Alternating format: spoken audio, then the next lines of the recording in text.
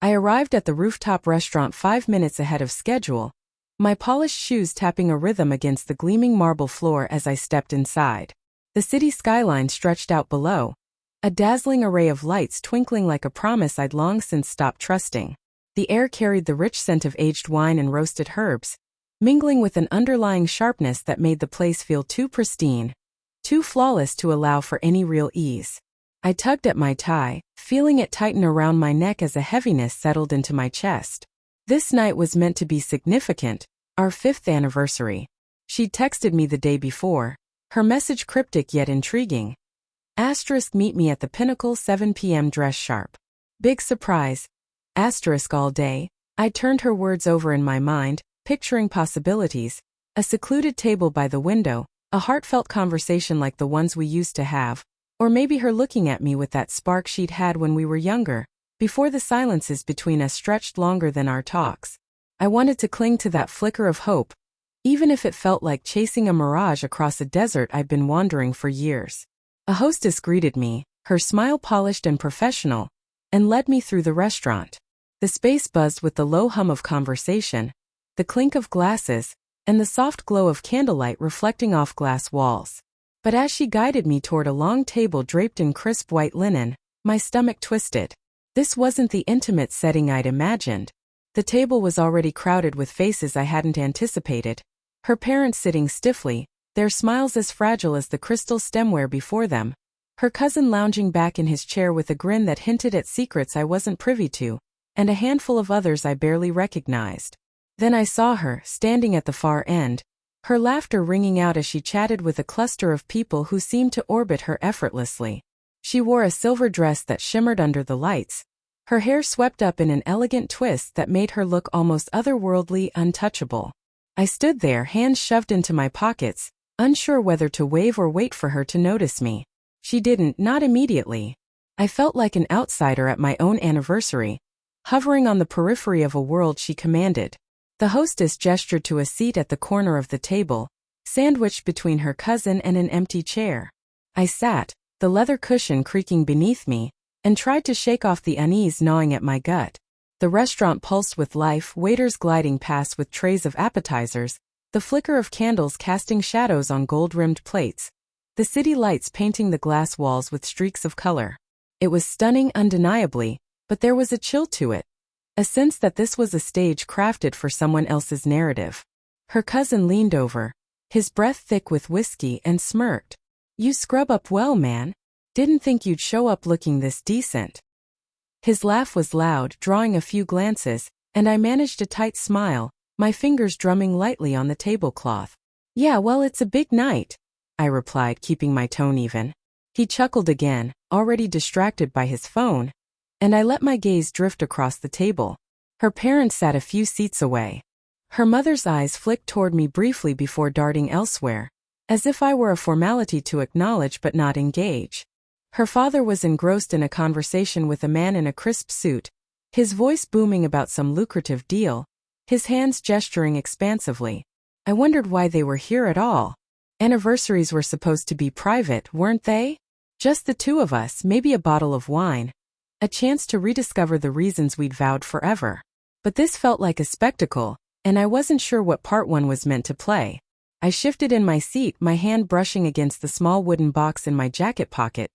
A gift I'd spent weeks crafting, something I'd hoped would carry meaning for her as it did for me. I'd carried it all day, envisioning the moment I'd hand it to her, picturing her face softening, her eyes meeting mine with recognition. Now, though doubt crept in, cold and insistent, she remained at the far end, her laughter cutting through the din, her hands animated as she regaled her audience.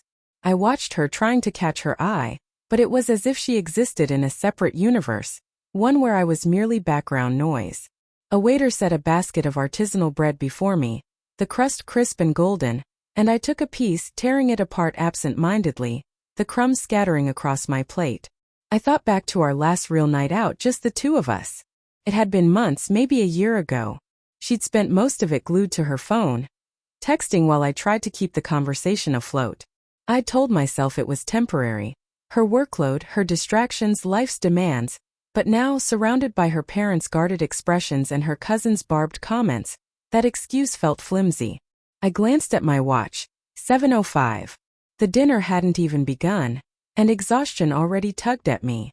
I wanted to cross the room, pull her aside, ask what this was all about, but I stayed rooted, my fingers tracing the box's edges, urging myself to be patient. She'd planned this, hadn't she? Called it a surprise. Maybe I was misreading everything. Maybe this was her way of showing she still cared, even if it wasn't what I'd envisioned. I leaned back, forcing my breathing to steady, willing myself to trust. The chatter swelled, the lights dimmed slightly, and I kept my eyes on her, hoping for a glance, a nod, any sign I wasn't invisible. But the night wore on, and I remained at the table's edge, caught between fading hope and a growing certainty that I was the only one still clinging to what we'd once been. The restaurant hummed with energy as waiters wove through the crowd, delivering plates of grilled shrimp and delicate portions of some vibrant green dish I couldn't name. I hadn't eaten much, just pushed the torn bread around my plate, my appetite dulled by the clamor and the distance between us.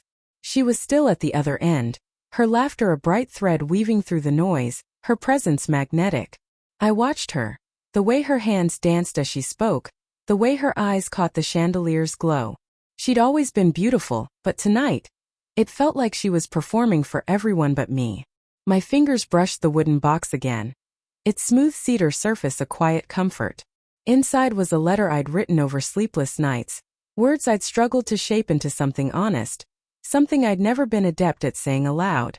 Next to it was paperwork for a trust account, $17,500 I'd saved over months, a secret I'd guarded, hoping it would prove I was still committed, still dreaming of a future we'd once sketched together. A coastal house, a trip to places we'd marked on a tattered map, something tangible, something ours. I'd pictured giving it to her tonight, perhaps after dessert, when the crowd thinned and we could steal a private moment. But now, with the table packed and her parents' cool stares fixed elsewhere, that vision felt naive. Her mother sat a few seats down, whispering to a woman in a red dress, her gaze occasionally sliding toward me. Assessing, judging, dismissing. I caught her eye once and she offered a smile that didn't reach her cheeks, let alone her eyes, a perfunctory gesture that left me feeling like I'd failed some unspoken test. I looked away, my hand tightening around the box, and remembered the day I'd finished carving it. It was simple, unadorned save for our initials etched discreetly on the bottom, sanded until it gleamed. It wasn't extravagant like this place, but it was mine. A labor of love I'd thought she'd value. Now I wasn't so sure. Laughter erupted across the table, and I glanced up to see her cousin standing, glass raised, recounting a tale from a trip they'd all taken, one I hadn't been invited to. I tried to listen, to muster a smile, but my thoughts drifted to the letter inside the box. I'd written about our early days, nights spent talking until dawn, her laughter at my terrible jokes, her head resting on my shoulder. I'd included the harder times too, the silences that grew heavy, the nights I'd lain awake wondering where I'd gone wrong. I'd ended it with a vow to keep trying, to choose her no matter what. I'd thought it might matter to her, but watching her now, surrounded by people who seemed to know her better than I did, doubt gnawed deeper. What if she didn't want my promises? What if this dinner, this crowd, was her way of saying something I'd refused to hear? I sipped my water, the glass icy against my lips, and pushed the thought aside. I wanted to believe she planned this out of care, that she remembered what tonight signified. Her father's voice boomed, pulling me back. He was bragging about a recent deal, his hand slicing the air like a conductor's.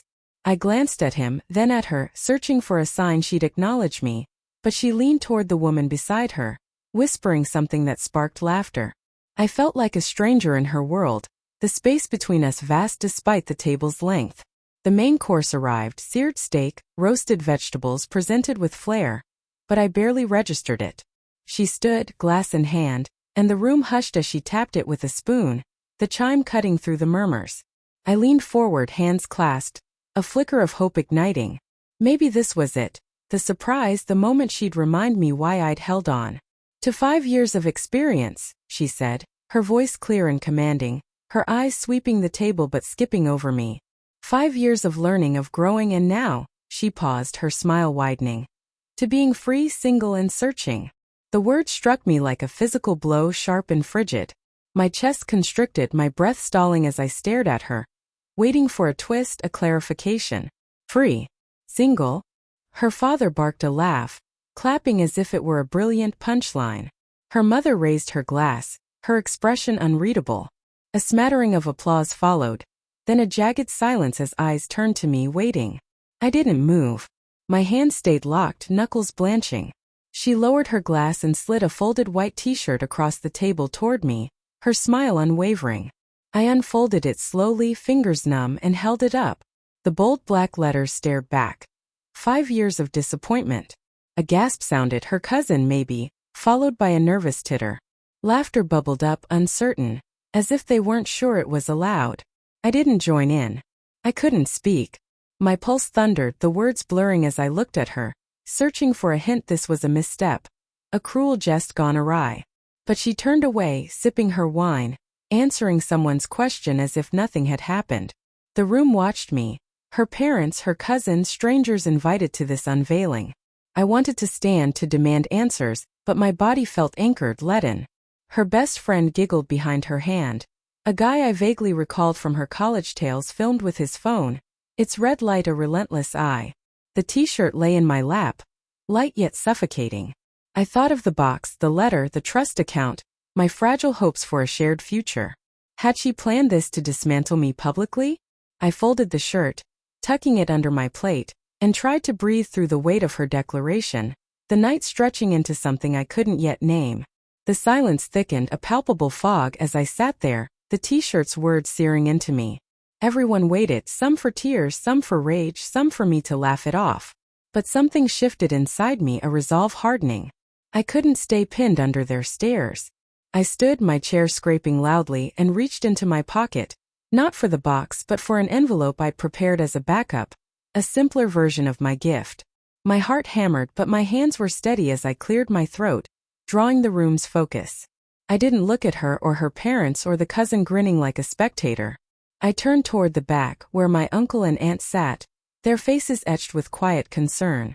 I walked to them, each step deliberate, the envelope smooth against my palm.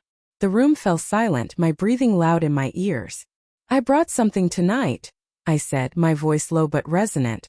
"Not for the show, not for the toast, for the people who showed me what commitment means." I placed the envelope in my uncle's hands, his fingers hesitating before closing around it. My aunt's eyes widened, but she stayed silent. I faced the table again. Her parents stared, her father blank, her mother's glass hovering midair. Her cousin leaned forward, intrigued. She watched me, her confidence fracturing, uncertainty flickering in her eyes. I didn't explain. I returned to my seat, shoulders squared, and sat, the t-shirt still hidden but irrelevant now. The silence held, then broke with a cough, murmurs rising like a tide. I felt lighter, unburdened. The envelope held the trust account details, $17,500, and a letter, not for her anymore, but for them, who'd never asked me to prove my worth. The night resumed, waiters refilling glasses, voices overlapping, but I was done performing. I took a bite of steak, tasting nothing but the quiet strength settling in me. She didn't look at me again, but I caught her glancing toward my uncle's table, her fingers tapping her glass. I didn't care. For once I wasn't waiting for her approval. Driving home, the city's hum drowned out the dinner's echoes. The t-shirt sat crumpled beside me, a relic I couldn't yet discard. The house was dark, the silence deafening. I dropped my keys, poured water, and sank onto the couch. My phone glowed with messages, hers first, accusing. Asterisk, that was cruel. You embarrass me. Asterisk, then her mother's. Asterisk, we're devastated. You're too sensitive. Asterisk, her father's. Asterisk, we should talk. You missed the joke. Asterisk, her cousins. Bro, you went nuclear. I tossed the phone aside, my jaw tight. Nuclear? No, it was liberation. I scrolled through old photos, my uncle at a barbecue, my aunt teaching me to bake, moments of unscripted joy. They'd never let me feel small. The t-shirt went in the trash, the lid closing with finality. I didn't need it or her version of me anymore. Morning light striped my floor as notifications piled up. I ignored them until an email from my aunt arrived, forwarding a message from her, blaming them for our marriage's collapse. Anger flared, she had no right. My aunt called, voice trembling. We don't want to ruin your marriage. I reassured her. You didn't. You reminded me who I am. We talked of mundane joys, her garden, my uncle's fishing, until I hung up lighter. Her online post followed, dinner photos, her caption sanctimonious. Love stays silent through the storm. Comments praised her strength, vilified me. I closed my laptop unmoved. Her narrative didn't own me. I sipped cold coffee, opened a notebook and wrote for myself, not her. The pen flowed raw and true. She appeared at my door weeks later, coat tight against the chill, smile tentative. Can I come in? Curiosity let her past. She scanned my sparse apartment, feigning warmth. The dinner was a bad joke. You're overreacting. I pulled the t-shirt from the closet, held it up. Did you think this was funny? She laughed, dismissive. It's just a shirt. I met her gaze. I'm leaving because I believe it. She faltered, then pleaded. Her parents were upset, we could fix this. I cut her off. You should go. She left, the door slamming, and relief washed over me. I wrote a final letter that night. Not to wound, but to end it. No contact, no explanations, no return. I mailed it a quiet full stop. Her parents demanded the trust money back, but my uncle refused, his voice firm. You don't owe us. Thanksgiving came, turkey, pie, laughter with them. I'd found my roots. A year later, my novel sat on a bookstore shelf, its dedication to them. For those who never needed me to perform. On their porch, cider in hand, my uncle asked if I regretted that public night. Sometimes, I said. But I didn't start the silence, I stopped filling it. Stars gleamed and I lived finally enough.